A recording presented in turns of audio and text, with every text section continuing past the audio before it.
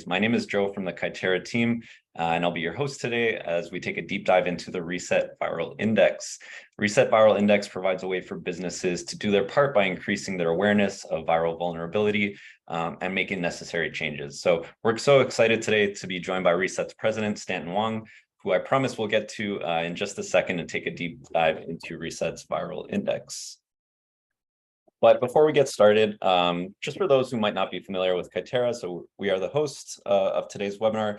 We produce, at Kytera, we produce a suite of air quality management solutions, helping organizations across the globe create world-class healthy workplaces, optimize building performance, or achieve healthy building certifications such as Reset Air Standard. We tend to offer our webinar program and sessions just like this throughout the whole year. So be sure to check out our resources page for past and upcoming sessions, or sign up for our email communications, and you can be notified of the next event straight to your inbox. So as mentioned, today's session is on Reset's Viral Index, and it's my great pleasure to introduce today's speaker, Stanton Wong. So Stanton Wong is the president at Reset, a set of standards and assessment tools and services to develop actionable long-term strategies towards health and sustainability for the built environment. So Stanton has a software development and product management background and is passionate about the future education, technology, crypto, the environment, and health. He's also fascinated by the optimization of processes and design choices using nudge theory. Super interesting. So before we officially kick things off, I'm just going to run a quick poll here and poll the audience. So on a scale of 1 to 5, how familiar are you with the Reset Air Standard?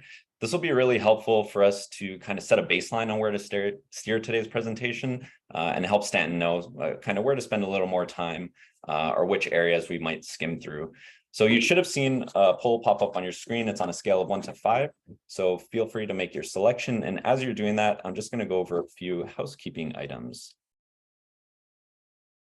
All right, so today's webinar is live and will be made available on demand. We'll be following up via email with a recording as soon as it's available. Today's webinar will be approximately 40 minutes long, so the session will run for 30 to 35 minutes, followed by Stanton answering any questions you may have in the remaining 5 to 10 minutes. You can send in your questions at any time during the discussion via the Q&A tab in Zoom in the black bar below. We'll collect them and answer as many questions as we can in the Q&A portion. So let's take a look at those poll results. So we have a mix, a few skewing towards not knowing too much about Reset. So Stan, I'll kind of let you take that as you will and use that to guide your presentation. And speaking of the presentation, just as we pull up the agenda here. So today's webinar, like we mentioned, is discussing Reset Viral Index. We'll cover an intro to Reset.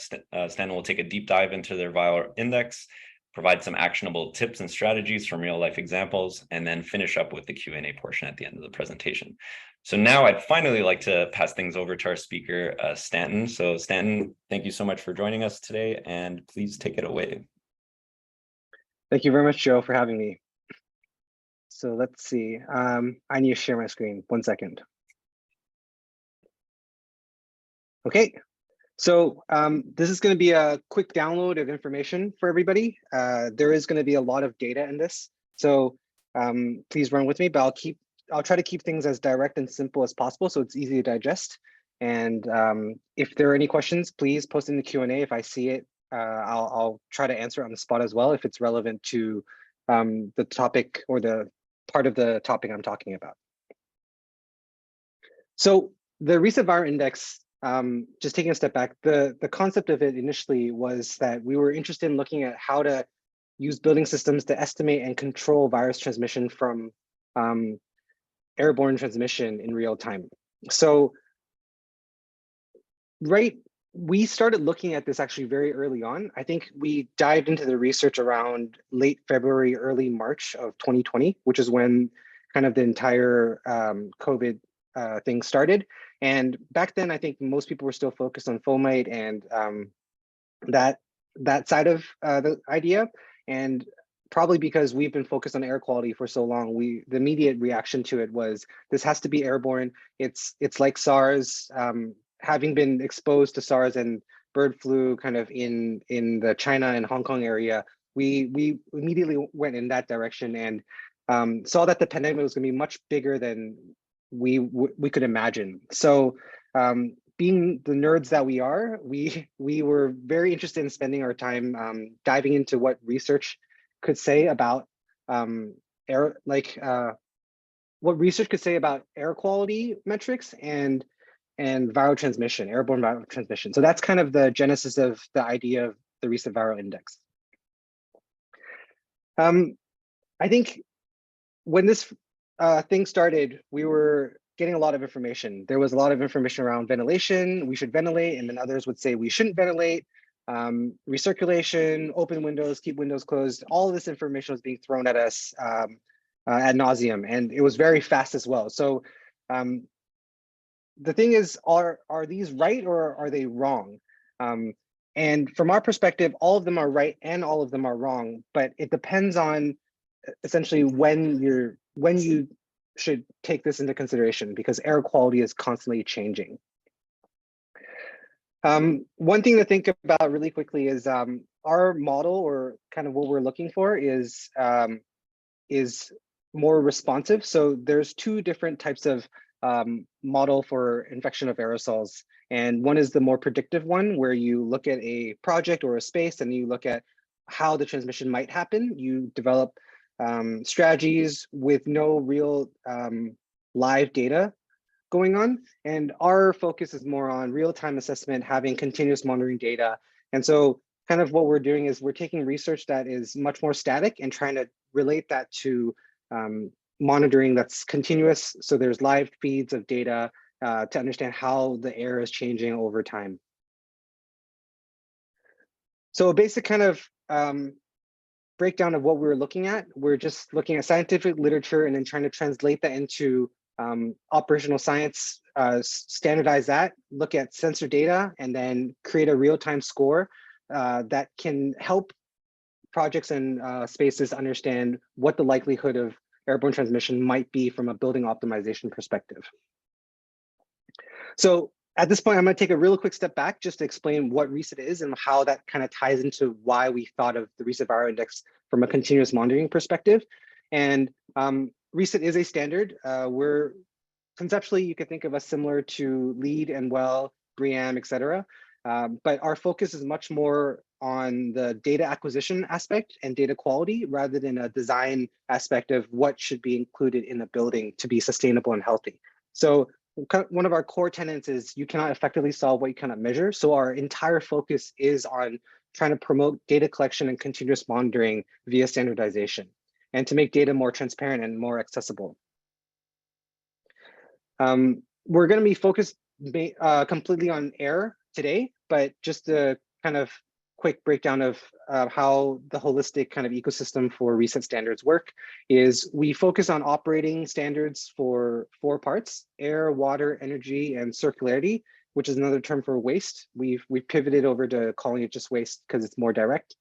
And all 4 of these are focused around continuous monitoring. And then we also now have an embodied piece of standard, which is not continuous monitoring, but data focused. So it's a deep dive into all the data that we want to collect for materials that go into a building. So carbon data, circularity data, health data, and essentially we want to be able to calculate the total embodied carbon of a project and use that to kind of build out a more holistic health and sustainable data integration with both operating and embodied. Our focus is air today. So quick description of what we're doing with air. Reset Air is about kind of bringing the invisible into the visible. The 5 parameters we require to monitor is PM2.5, TVOC, carbon dioxide, and then temperature and humidity are also required, but there's no actual thresholds for these for the standard. Why we think continuous monitoring is really important. So the founder, Rafer, he's an architect and he's worked on a lot of projects before. And I'm sure I'm speaking to the choir, but there is a flush out phase for most projects where you're cleaning out everything. And most testing, if it was done for any kind of certification process, it's going to be done at the flush out phase. And so if there is any kind of chemical off-gassing from materials afterwards, it's not going to be detected during that one-time test. And so that's why we think continuous monitoring over time is absolutely critical to have a better understanding of what's actually happening in the space. PM 2.5 was also not really a thing until this decade or within the last 10 years. And so that's also something that is a big part of the occupancy phase that is not really detected early on during flush out or construction. So that's the entire introduction of Reset for now. The main kind of takeaway here is really just conceptually, we're looking at continuous monitoring. We want to understand how the space, the air quality for a space is over time. And we essentially design a standard around how you collect the data, where you should install monitors, et cetera. And so this is also why we partner with Kytera a lot. They're a monitor provider. They're also a data provider. And then we are the standard and third-party certification body that helps play the third-party role of auditing projects, et cetera. So back to the Reset Viral Index, we're going to go do a deep dive now. So the Viral Index, essentially, we're looking at translating medical and scientific research into results that can be applied to sensor data. That is the one-liner. And the metrics that we have on hand right now are PM 2.5, TVOC, CO2, temperature, and relative humidity. So we want to try to look at these particular parameters and see how we can leverage it to help property owners or operators figure out how to optimize their building in consideration of airborne viral transmission. The breakdown that we had after looking at approximately 100 research papers was the viral survivability. So how long a virus can survive in the air based on whatever air quality metric. The immune system health of the human that's breathing in these particles potentially, and then the dosage, which is how much potential particles, viral particles, are in the air over a certain period of time. And that should give us something similar to an infection potential that will help give an estimate of how likely it is for a space to have airborne transmission based on the air quality metrics. So essentially what we did was we looked at the scientific data, we applied it to each one, and then the breakdown that we saw was for virus health and survivability, you're looking at mainly temperature and relative humidity. For immune system health, you're mainly looking at temperature, relative humidity, and PM 2.5. And for dosage, we're looking at CO2 and, if available, also air changes per hour. We think CO2 is slightly better indication of, because it's essentially using data, while ACH is more of a setting on the system. And then lastly, this coming together will give you approximate infection potential. Let's keep going. So yeah, virus health survivability. We looked at a few pieces of research and we generated this graph, and it's based on taking the research from this and then building essentially a piecewise function out of it. So at any relative humidity, what is the likelihood of the virus strength to be strong or weak is how we looked at it.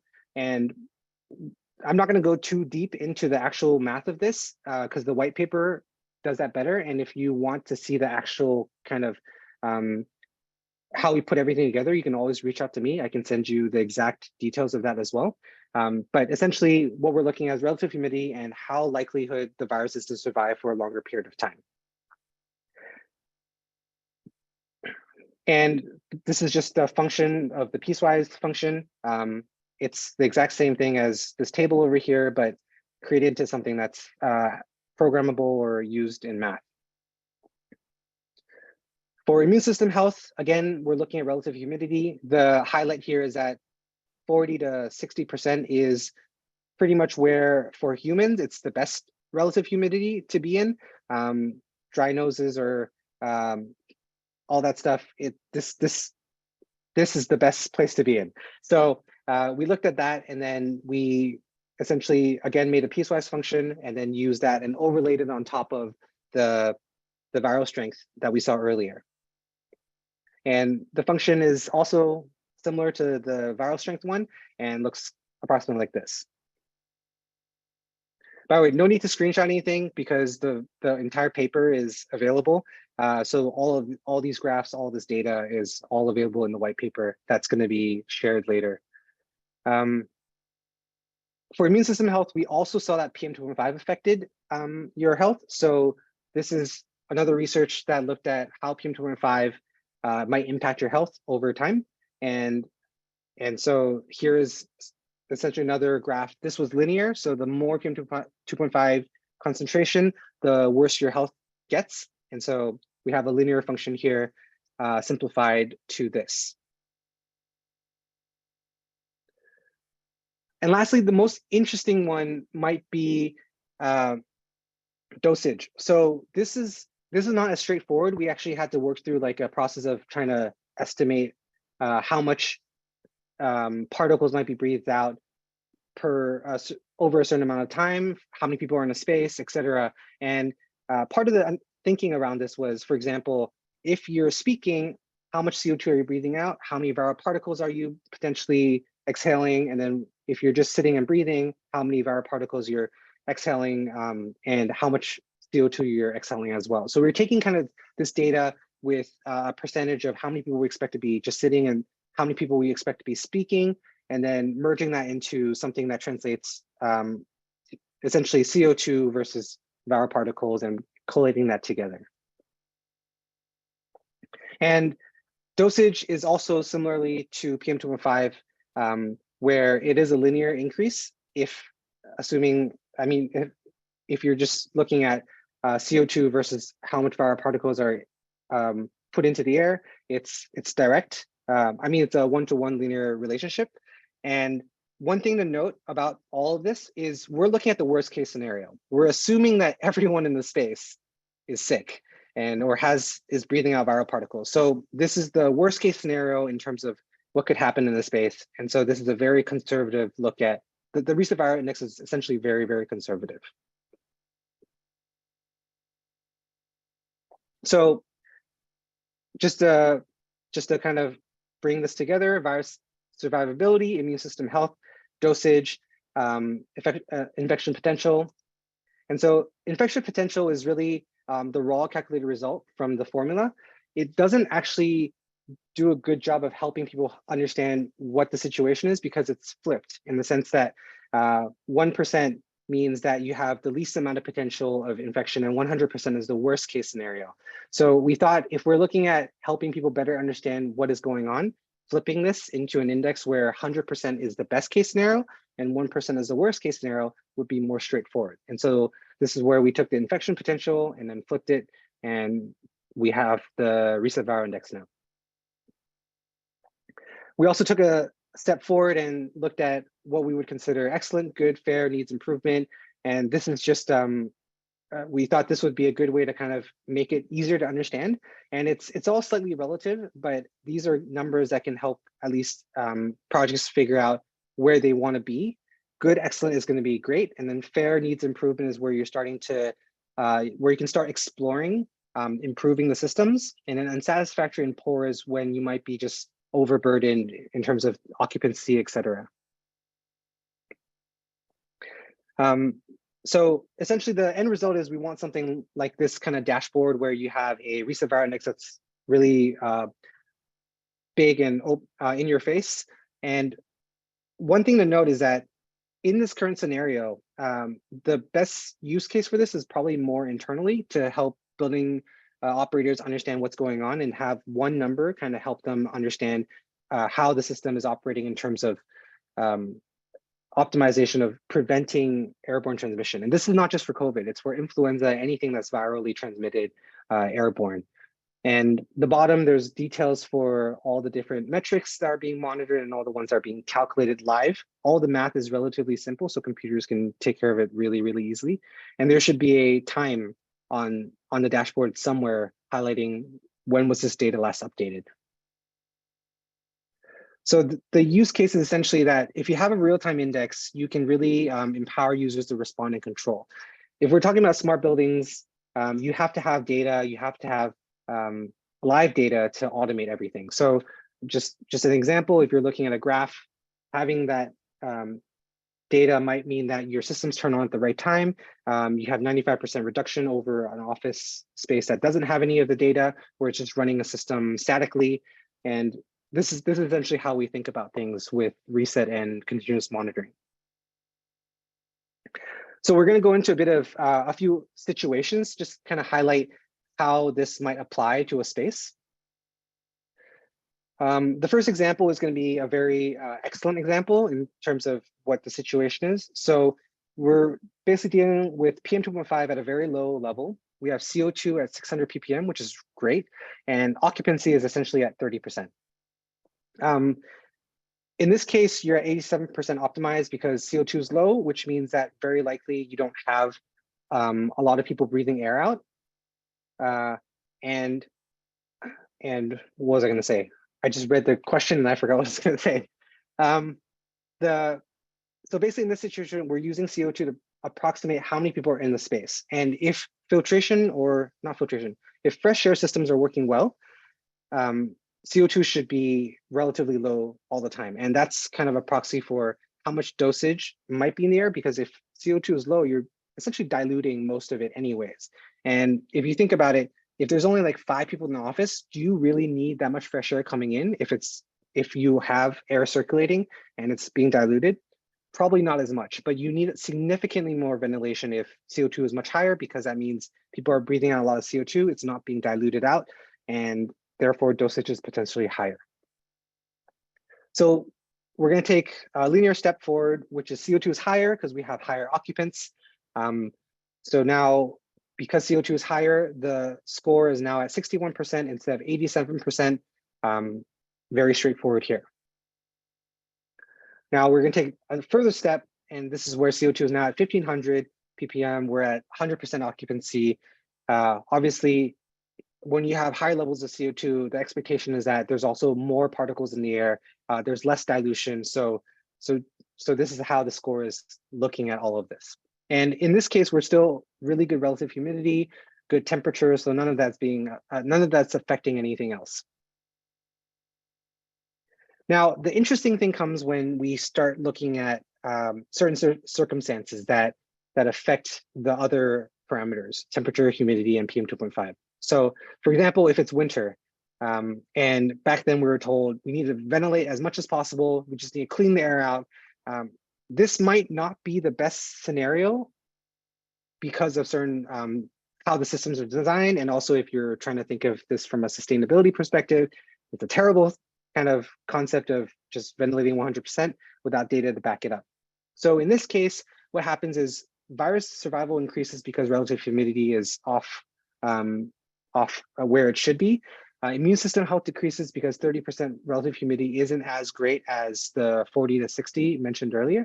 CO2 is lower than what was the 100% occupancy scenario from this slide, but PM2.5 is also higher because you're bringing significantly more air from outside, and essentially your heating systems, your filtration systems might not be able to handle this much air being brought in. And so the score essentially looks at this and says, we're not in a better scenario, even though CO2 is worse, CO2 is better. So the score is now lower than before, where CO2 was higher, but everything else is better. So we're getting to the end of this. And essentially, I just want to highlight that this is not a holistic, conclusive index. The focus of it is on building optimization, essentially looking at the air quality metrics you can measure, and then everything else that that a building can control from an air quality perspective. So there's nothing we can do with this specific index on contact and fomite transmission, because that's not measurable from a sensor perspective. There is a lack of conclusive research on relative humidity impact on immune system strength. So that needs to be continuously researched and explored. And we can, the way we approach the index is that there is multiple versions, we can update it. So right now it's at version 1.1. We do have a version 2 kind of planned, but the concept is to iterate gradually as we learn more.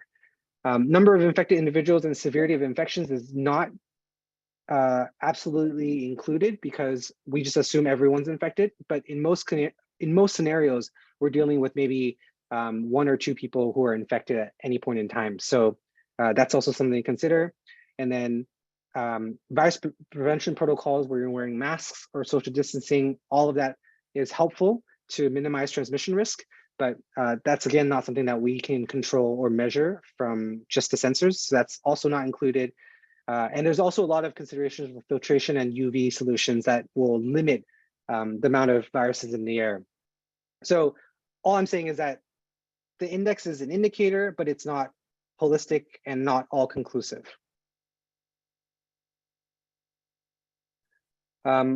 One thing I want to highlight really quickly is there is a lot of research now on filtration and how if you have HEPA filters or really even MERV13 filters, it can potentially clean out a lot of the particles in the air. So something that we are interested in looking at is decoupling CO2 with virus particle accumulation, which means that we don't want dosage to be purely looked at from a CO2 perspective if we have additional data around how much air is being cleaned via filtration. So for example, if you did have a localized filtration system, you actually might be significantly cleaning the air, but CO2 levels are still going to be very high because you're not ventilating as much, but you're filtering the air, so there's less particles, less viral particles in the air. There's actually a reset initiative right now looking at this. It hasn't been made publicly available, but this might be this is in the works. And just kind of talking about this a bit further, if we're looking at filtration approaches, there is consideration for in-ceiling units versus portable filters. This is just if someone wants to kind of conceptually better understand filtration. In-ceiling units that have what is it called? That has better air rotation, I guess, because they have an inlet here and an outlet there, means that air is being cleaned much faster, while portable filters are standalone. They're cleaning the air close to them first before cleaning the wider air. So just a little tidbit for fun to share. And what I was mentioning earlier, what we're looking at moving forward is to include essentially ACH data with filtration and looking at if systems were on, CO2 continues to go up, but you have that filtration going on, how much you can lower the amount of viral particles in the air.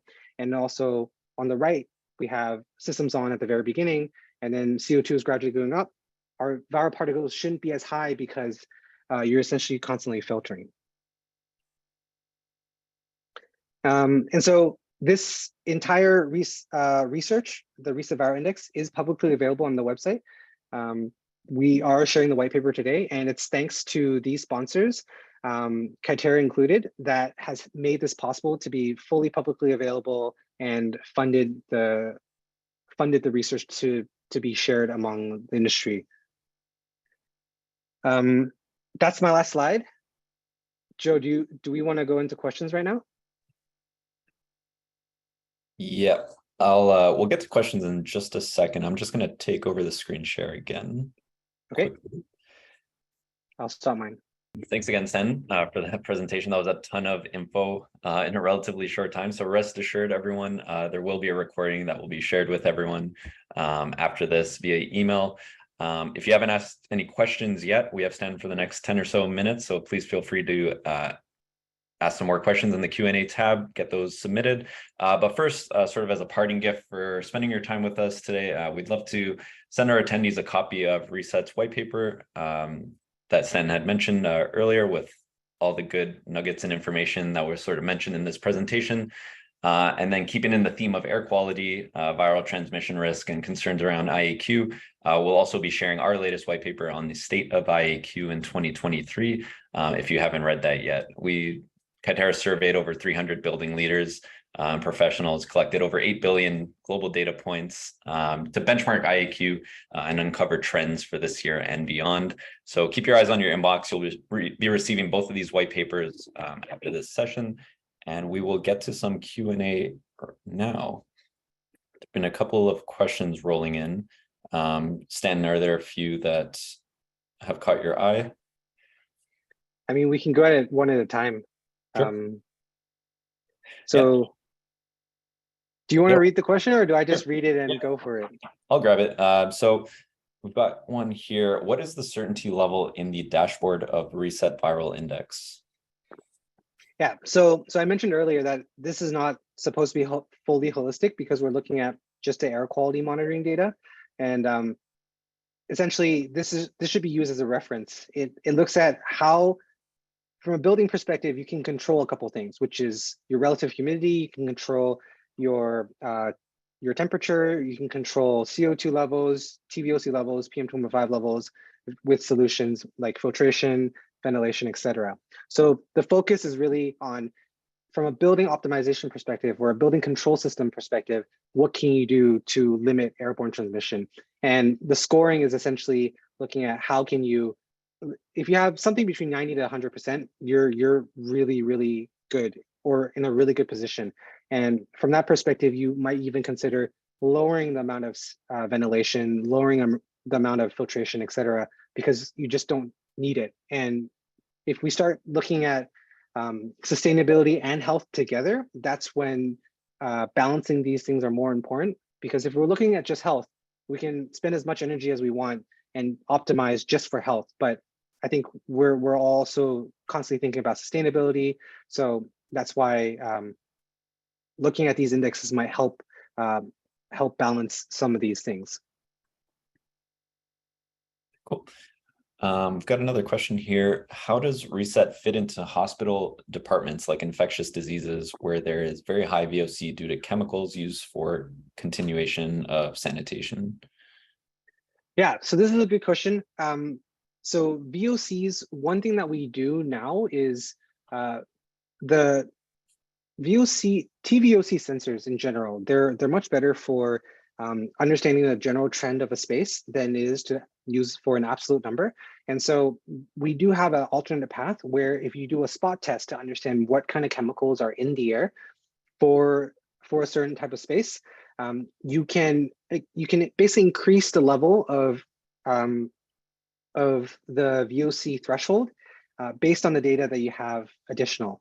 And the way that we would approach it is we're looking at multiple ways to kind of improve this year, which is if there are certain spikes, how high should the spike go to be still relevant?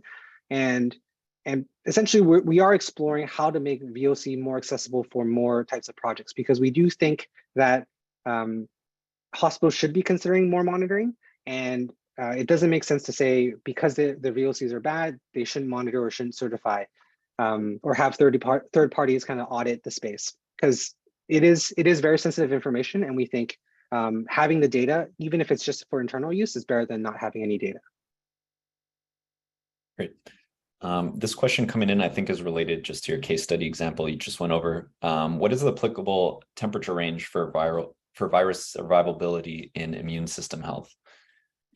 So right now we're looking at approximately the 15 to 25 temperature range Celsius, and most indoor spaces are not going to be too far from that number. Otherwise, you're kind of not very comfortable. So from that consideration, we haven't made it so that we haven't added the layer of how temperature affects each piece, because it will complicate the math significantly more. And since we're using it mainly for building optimization, we've actually excluded temperature from the equation at this point in time. Question here from Peter. You indicated, I guess, also in your case study example, an occupancy percentage. Are you relying on a sensor for that percentage? Yeah, so that was purely from, there is no sensor for that. That was purely just for the example to kind of highlight what the occupancy might be like for that scenario, to have that kind of CO2 level. So in the best case scenario, you do have additional occupancy data to kind of help you better understand how your systems are operating based on occupancy. So there are a lot of IoT or smart building systems that measure the number of people who enter a space. Those would be interesting, kind of to get a more holistic idea of what's happening in the space. But in our scenario right now, we're not looking at that. We're actually just mainly using CO2 as a proxy for occupancy. Great. And a question here from Julian. I'm not sure how much you could share if this is in the works, but the question is, are you working with ASHRAE or REHVA to get this reviewed and possibly used as a recommended standard in the future? In terms of reset, let's go with the Vira index first. The Vira index is probably not going to be standardized in any way. It's more of going to be, if you want to add that code into your system to be able to kind of have this additional index, it's something that can be used. For the reset standard itself, we would love for there to be more consideration on continuous monitoring in general. So we're a very small team, so we don't actively seek out other bodies to collaborate, because if we're chasing them for it, nothing's ever going to happen. But we are excited that there are certain organizations starting to reach out to us to ask about continuous monitoring and leveraging data for optimizing buildings. So I can't say specifically which these entities are yet, but I can say it's not ASHRAE right now.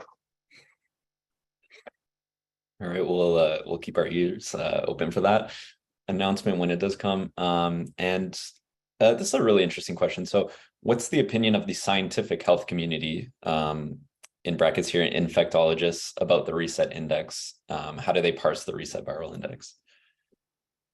We haven't gotten much feedback from the scientific health community at this point. I think our approach is really currently very conservative, and if they did look through the papers, I think they would come to a similar conclusion. Maybe not the exact same thresholds that we've chosen in terms of percentage, but conceptually, it should be very sound. Cool. Looks like we have a few minutes left here for a couple more questions. So one here is, who will benefit the most from the reset viral index, or from your experience, what kinds of projects see the most value from this? I think the most value will come from building operators who want to really optimize their building. So let's say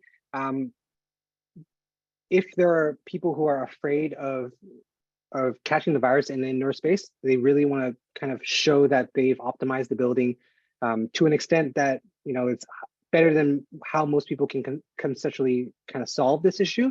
Then the reset viral index is an interesting approach to kind of highlight this. The difference between kind of what we've done and maybe some other indexes is that we've made everything public.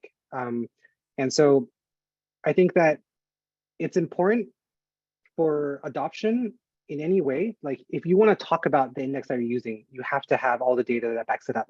And this is pretty much the philosophy of everything we're doing. Every decision that we make has to be backed up by some form of data, including the example I mentioned earlier of an alternative path of adjusting VOC levels or thresholds for a project.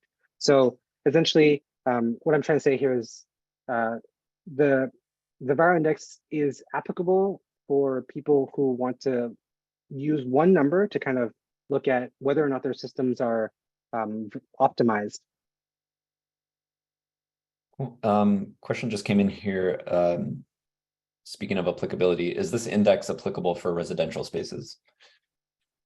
It is, so you can use it, and conceptually, it's really just about CO2 levels. So pretty much we probably won't see this being used too much in residential spaces, because most residential spaces don't have a smart kind of system controlling fresh air, etc. But you can use it as an index just to generalize, like, what is the situation at home right now? Yep.